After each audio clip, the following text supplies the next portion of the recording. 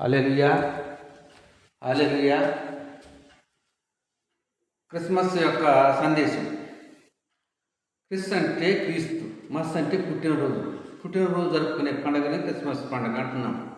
అలాగనే లూకా సువార్త 2వ అధ్యాయము 10వ వచనం చూసినట్లయితే, ప్రజలందరికీ కలుగు మహా సంతోషకరమైన వర్తమానం మీకు తెలియజేస్తున్నారని గాబ్రియేలు దూత చెప్పినట్టుగా మనం చూస్తున్నాం. దేవునికి స్తోత్రం.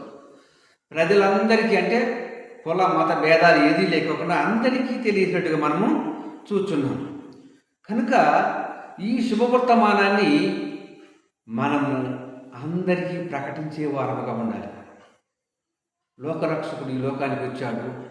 ఆ లోక రక్షకుడిని మనం నమ్ముకున్నట్టయితే మన యొక్క పాపముల నుంచి, శాపముల నుంచి, వ్యాధుల నుంచి, బాధల నుంచి మనల్ని కాపాడుతాడని సువార్తను మనము అందరికీ తెలియజేసే వారంగా ఉండాలి. యెషయా గ్రంథము 9వ అధ్యాయము 2వ వచనం చూసినట్లయితే, చీకటిలోనున్న వారికి గొప్ప వెలుగు ప్రకాశించింది. మన యొక్క జీవితంలో, పాత జీవితంలో చీకటిలో జీవించాము. కానీ ఈ నూతన జీవితంలో వచ్చినప్పటికీ చీకటిలో ఉన్న వారు గొప్ప వెలుగుని చూసినారు. ఆ వెలుగు ఎవరంటే నక్షత్రము.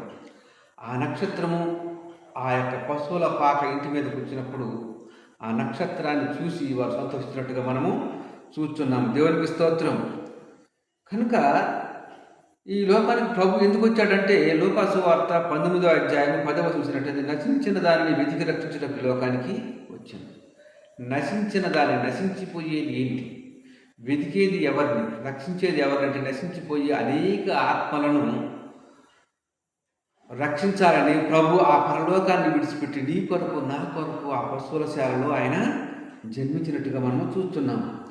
కనుక నశించిన దాన్ని, నశించిపోయే ఆ యొక్క జక్కయ్యని రక్షించినట్టుగా మనము చూస్తున్నాం. ఈ లోకంలో ఉంటున్న మనం అనేక ఆత్మలు నశించి నరకానికి కోట్లాదిగా వెళ్ళిపోతున్నాయి. వారిలో కొంతమందినైనా మనం ప్రభు వైపు తిప్పుతూ ప్రభు యొక్క రక్షణలో నడిపించాలని ఈ వర్తమానాన్ని తెలియజేస్తున్నాను. దేవునికి స్తోత్రం. కొలసీ రాసిన పత్రిక 1వ అధ్యాయం 13వ వచనం చూసినట్లయితే, అంధకార సంబంధమైన అధికారముల నుండి విడుదల చేసి ప్రేమించి తన కుమారుని యొక్క వారసులుగా చేయటానికి ఈ లోకానికి పంపించాడు. తన యొక్క కుమారులుగా, కుమార్తెలుగా, వారసులుగా, తన యొక్క కుమారులుగా చేయడానికి ఈ లోకానికి ఆయన వచ్చినట్టుగా మనము చూస్తున్నాం. దేవునికి స్తోత్రం.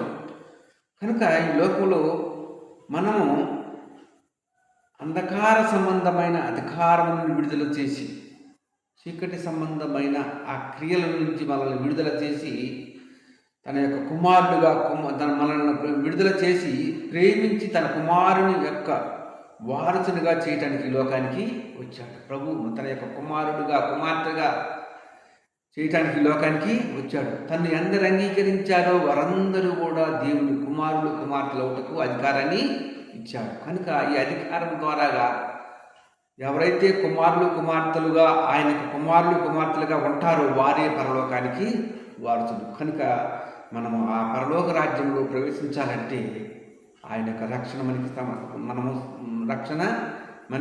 అవసరము. రక్షణ సమీపముగా ఉన్నది.